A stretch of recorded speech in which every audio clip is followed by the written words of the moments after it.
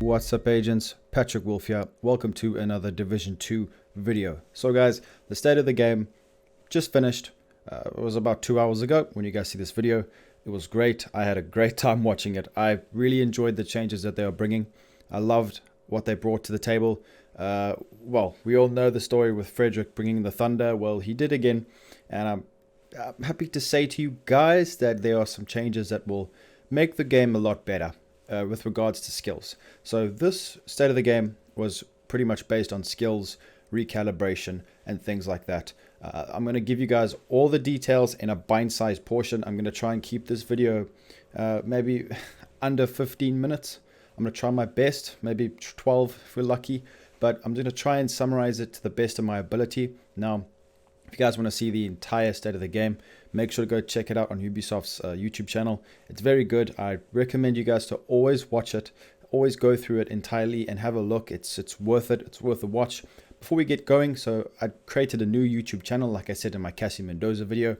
Please, guys, go and subscribe to it. I'll leave a link in the description. It's called Patrick Wolf II. Now, that is where I'm going to be posting all kinds of content that is not the Division. This channel will be strictly Division and Division live streams. That channel will be every other game, possibly vlogs, just my opinions, maybe reaction videos, live streaming any other game other than the Division. So please go sub and let's get going on the state of the game recap. Alright guys, so the first thing that they spoke about was maintenance. Now, I don't want to get too much into it, but apparently people have been glitching into walls in the dark zone. I know a lot of people always do that, and it's sad, but they have fixed that. So if you guys were hiding behind invisible walls and killing other agents, you cannot do that anymore for good reason. So you cannot do it. So I'm glad that they've fixed that. So they explained how good combos for gear will be, and a lot of people have been saying that, oh, it looks so simple. You can only roll a talent on the chest piece and the backpack. Well, that's not the case. They kept well, if you guys watch the full explanation, he goes on to explain why the game in the game right now in the test phase, there are way more combinations because you don't have to only roll certain talents with gear variations. I don't want to go into too much detail, but they basically said that we're going to have so much more options for builds than we previously do now. So just go have a look and see what they say. Recalibration. This is such a good change for the Division. I'm so happy with this. So guys, recalibration is going to fix not only the frustration of having to find loot and having to destroy it. It's going to completely fix it, but it's going to free up your stash space entirely. Why is that? So basically, we all know we keep items in our stash. Why? Because of the attributes. That is completely going away. I'm going to give you guys an example of what I mean. So if you get an item, they gave an example, a mask, and it's got a really good armor roll on it. What does that mean? You can extract that armor roll, or whatever stat you choose, destroy that item, but the extracted attribute will stay in your library, your attribute library forever. So you can use it in infinite as many times as you want. You learn the attributes. So that is insane. So we can constantly use, let's say you get, for example, 10,000 armor on your mask and its guard roll. You can use that on every single piece of gear that you get, which is crazy. It opens up so many doors and it frees our stash space, guys. We don't have to keep 100 items just because of the attributes. I love this. It's going to fix the stash problem. And that is probably the biggest deal for me. And it gives us, like I'm going to show you guys some pictures. There's so many items that we can collect, and not only that, but each attribute trying to god roll it. So people who are completionists who want to get as best attributes as they can, you're going to have a field day. You're going to be able to go and get the best items and be able to apply that to every single one of your builds, which is insane. Okay, so then they moved on to skills. Skill tiers replace skill power. So guys, skills, as you can see in the pictures I'm going to be showing you guys, you no longer have skill power. You get skill tiers, and each skill has its certain amount of stats that go up depending on what skill tier you are. Tiers are actually core attributes, so it's not like it currently works now. I think it looks pretty interesting. From what I've seen, we're going to talk about Overcharge, which is very exciting. But every single piece can only raise your skill tier by 1.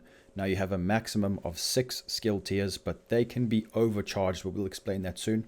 So every piece, if you put a skill tier increase on every single piece, you'll get 6 tiers, and then you've unlocked the max amount. Unfortunately, guys, the flame turret has a small radius still. They actually showed it, but with overcharge, it gets just over 180 degrees firing, which is okay, I guess. It's better than what it is. You get a better radius, which is nice. Circumference, whatever you want to call it. It fires a flame in a bigger degree, which is nice. I'm glad to see that. And each skill works differently in that sense. So we're going to have to see. They didn't give us too many examples. I think it was just a flame turret, hive, and the chem launcher. So if you guys want to see all the details, just go look at their actual stream. So what they actually showed us now was skill mods as well, which they add a small amount of increase of damage, for example, or let's say duration, but only small increments, and they don't have any skill tier or skill power because there's no skill tier requirement. So you can just put them on, which is nice. So your mods will still be transferable. You will not lose your mods. So it's worth keeping all of your mods. We don't know how strong they're going to be. They could potentially be very good. So just keep them. Okay, so this is the most interesting thing that I got from this entire state of the game. Overcharge. It is a crazy strong increase obtained from a small amount in a small amount of time. You get it as a talent on an exotic gun or on one of your pieces of gear. Like they showed a Wyvernware backpack that had this as a talent. So whenever you use a med kit, it actually increases your skill tier to the overcharge, which is crazy. It gives us such a huge amount of increased skill, damage, duration, all of it. Everything goes up a huge amount, and it goes over the 6 tier cap. It works kind of like Bloodlust from the holstered talent.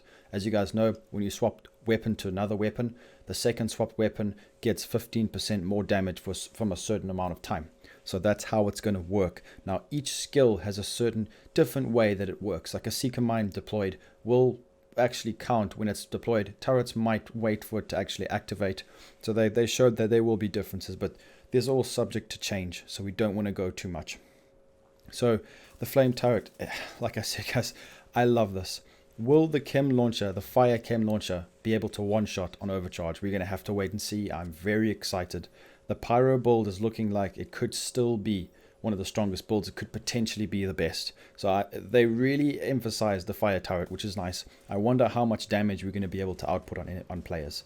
So I'm very keen to try that. That's the first thing I'm going to do, as you guys know. They also showed that the Ballistic Shield will become invulnerable.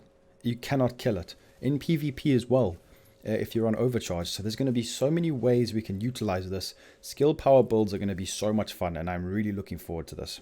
Example, so like we showed the flame turret before, right? So this is what it would look like if you're a full tier 6 build. I just wanted to screenshot a build that had full skill tiers, just for people to have a visual of that, right?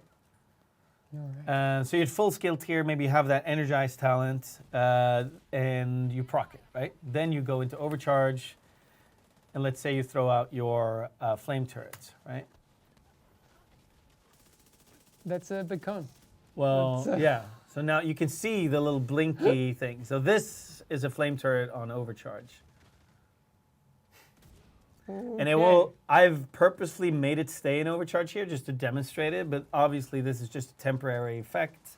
And it doesn't last this long. It stops doing that when the talent you saw drops down. All right, again, this is a work in progress, like dev. Right, yeah. It's just so yeah, like I said before, they spoke about the skill mods. There will still be a thing. There are actually no more skill batteries. So all your batteries, you can get rid of them before the update or just leave them out completely. Here is a big bit of news for you guys. Explosive damage will not be a thing. That's going to affect the ignited chem launch as well, Seeker Mines, mortar turrets, bombardier drones, everything like that. So a bit sad, but we're going to have to see. Maybe we get even more damage from just the straight up increments, because they were talking about people stacking explosive damage through mods, gear pieces. You can still get the increments through mod gear pieces, but no more explosive damage mods and rolls on your actual chest piece. So there's going to be nothing like that, but we're going to have to wait and see what actually happens. So, okay, are you ready for this, guys? You waiting till I've kept this till the end. Well, they actually kept it till the end as well. Skill deployment speed has been increased. Do you guys have any idea how much, like I myself have been complaining about this since the game started? It takes an hour to throw a turret. They have increased the speed of throwing skills. That is a huge buff. In PvP, skills are going to be even stronger now because we'll be able to throw them out as quick as possible. I'm extremely happy and I cannot wait. Side to side movement of the actual character has been increased as well, which means we can move side to side quicker. Possible strafe buff, maybe strafing will come back. We're going to have to wait and see. I'm excited to see what happens, but we're just going to have to wait, guys. I don't want to just give out false facts. So, what do you guys think of this? Let me know. The final thing as well is when you are farming, as you guys know, you could be doing heroic missions or the raid, and you can still get bad gear. Now, the gear loot, well, the quality of loot that you get will scale with the difficulty of the missions, which is great. I knew that was coming, but well, I was hoping it was coming, and they did actually say it was. So I'm really happy about that. Now there'll be incentive to play the more difficult content because I was just doing challenging missions, not even level 4 control points, level 3. So let me know what you guys think of the state of the game. Thank you for watching the state of the game recap. I'm going to end it here. Please make sure to leave a like and subscribe to my channel for more Division 2 content and my other channel as well. Don't forget, guys, link in the description. Love all of you very much. Thank you for all the support lately, and I'll be seeing you agents in the next video. Peace out, guys.